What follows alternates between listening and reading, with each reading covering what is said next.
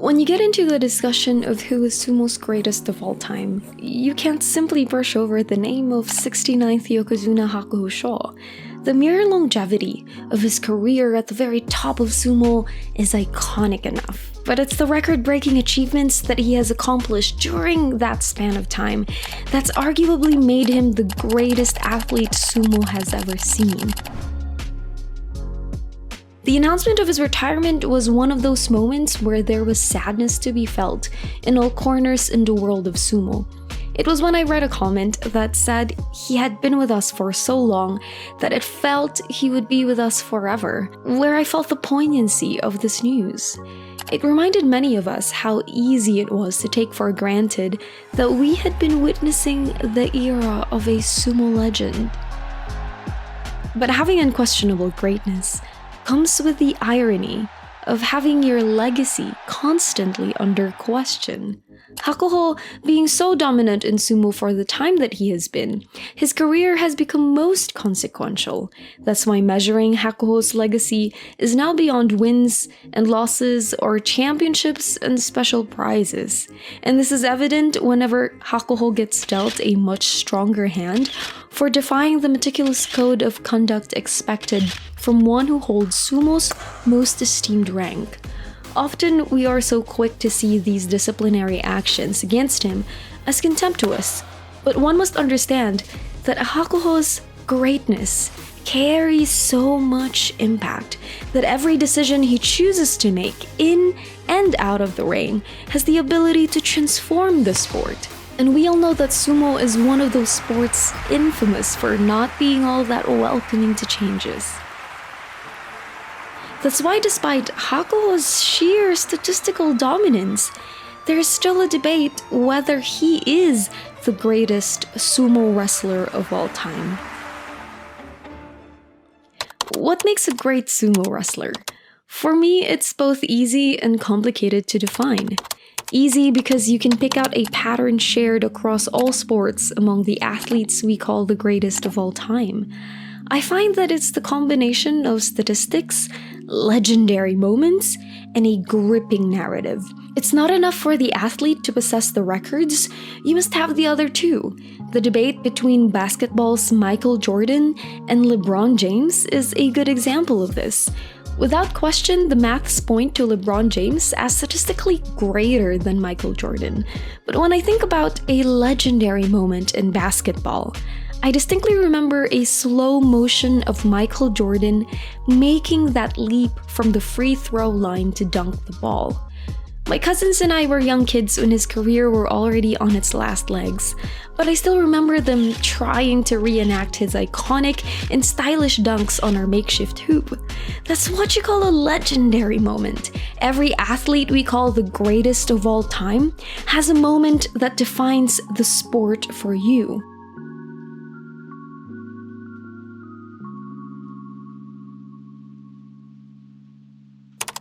And when I look into Hakuho's career, his legendary moments were when he beat records set by other legendary sumo wrestlers. Those moments were testaments to how the impossible could be achieved. Every time Hakuho set a new record, he elevated sumo to a higher class of athleticism.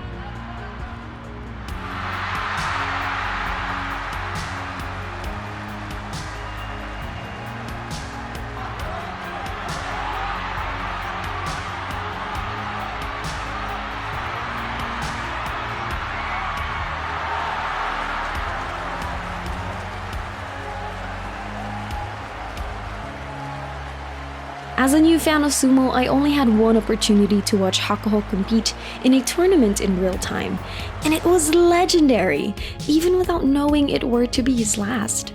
He achieved what many thought was impossible and even exceeded that. At 36 years old, at 15 years at the top rank of sumo, he won a championship when everybody were placing bets on which day he'll withdraw from the tournament. But he rallied, winning every bout day after day for 15 days.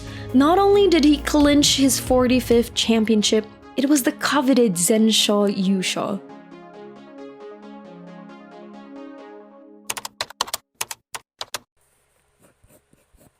However, when I tried to conjure up in my mind's eye an iconic moment of Hakuho, I remember his shout of victory after defeating Terunofuji on day 15 in the July 2021 tournament. Or when Hakuho and Asashoryu had that heated stare down after Asashoryu pushed an already defeated Hakuho. Or when he pulled that unapologetic henga against Haruma Fuji. As a new fan who could only watch most of Hakuho's career through fight compilations, the moments when he was so gangsta were the ones that stuck with me. And that's where the complicated part of the term greatest sumo wrestler of all time comes in.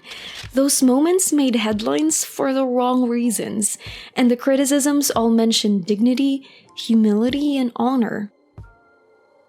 A sumo wrestler isn't just an athlete. A sumo wrestler is a symbol tied to a sacred ritual, a conservative culture, and strict tradition. Hakuho's legendary moments could sometimes leave you awestruck with the sheer display of athleticism. But some moments could leave you feeling a little disconcerted if you're a fan who takes to heart the significance of the sport to Japan. Yet Hakuho and his Mongolian contemporaries were key figures to the resurrection of sumo.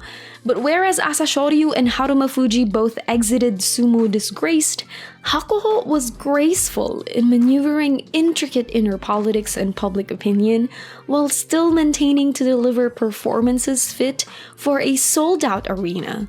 No one can deny that the Yokozuna's presence in a tournament leaves every fan in eager anticipation of a spectacle.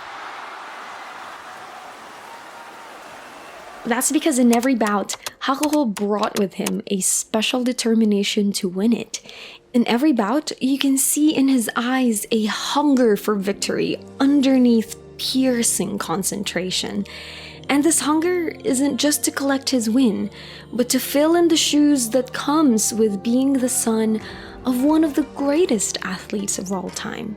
Whenever Hakuho was asked how he could manage to continue thriving in this highly demanding and physically brutal sport, he never fails to mention his father, the icon of Mongolian wrestling Bok. It's thanks to my father that I've achieved what I have so far. He's supported me and he's believed in me, even when I didn't necessarily believe in myself. His love and devotion for his father is the gripping narrative I have come to sympathize with. Though he has his shortcomings that can sometimes be pointed to the strong and proud Mongolian demeanor, his drive to do his father's legacy, his country, and family proud makes Hakuho an admirable man. Of the centuries sumo has existed as a professional sport, the numbers of those who had entered to chase glory is uncountable, and only a fraction gain recognition by making it to the top division.